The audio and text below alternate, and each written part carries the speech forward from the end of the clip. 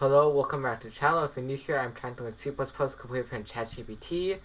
And this video is going to be a little bit different from my other videos because I have officially done 25 days of this C++ series. And that means, like my Java series, I am going to review these 25 days, not what I learned, but instead how my experience was with ChatGPT.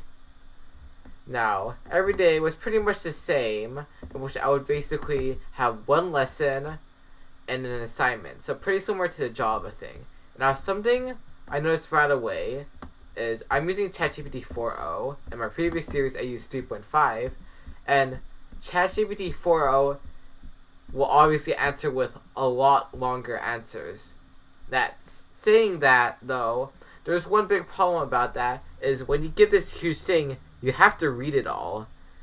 And that's something you definitely get a disadvantage from YouTube channels. Because when you just watch YouTube videos, it's a lot easier to consume and listen to a person talking. And sometimes reading it, for someone especially like me, can just be a little hard to just read something through, especially if it's an abstract concept. Another con about using AI is that for making a model or a diagram to understand better, because a lot of abstract concepts can be helped with a diagram, ChatGPT is not very good at supplying those.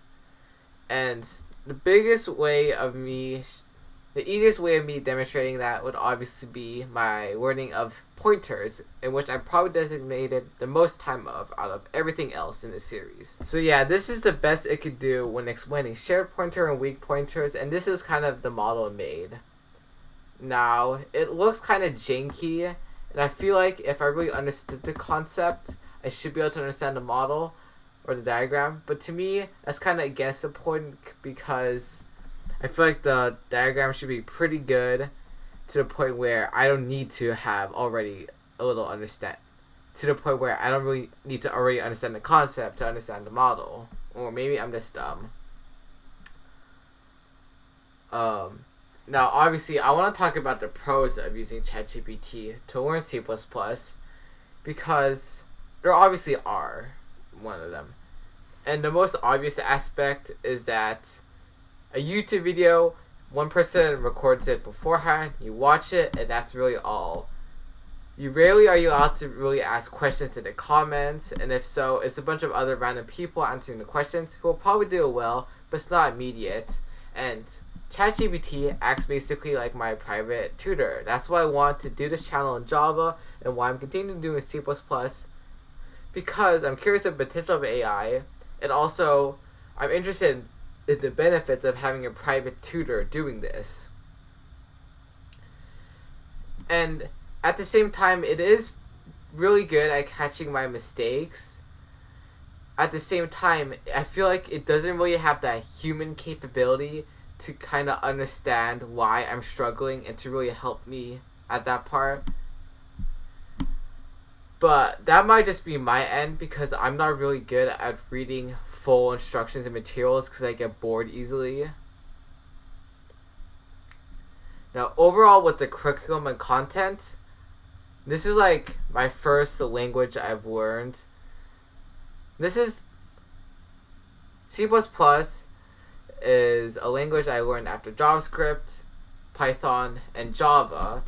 So it is decently new to me, therefore I don't really know where to start with it. I know it's a low-level language, and so far I've been really using this curriculum, and I feel like I've been benefiting from it.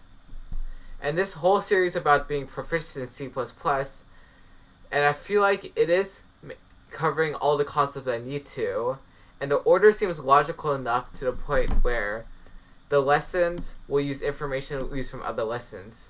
But there were some examples where, for example, in my object-oriented lesson, where I had constructors and destructors, it talked about pointers, but I hadn't even got into pointers until a few later lessons. So, in conclusion, I really feel like that ChatGPT can benefit as a private instructor, but it gets really long text, and that might not be useful for your learning style. It is pretty good at finding your code and telling you what's wrong with it, Oh, but another thing is that if you watch series at all, I always ran into this problem where it would just give me the solution to assignment right away, even if I told it not to, like 10 billion times.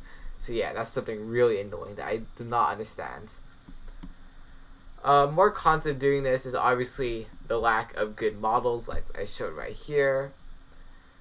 Overall, I enjoyed the experience, and I feel like, again, it really depends on your learning style. I feel like it definitely still has potential, and if you really want to try your best, either way, you can learn from ChatGPT or a good YouTube video. Anyways, if you enjoyed this video, please give me a thumbs up, and hope you subscribe. Like always, bye-bye.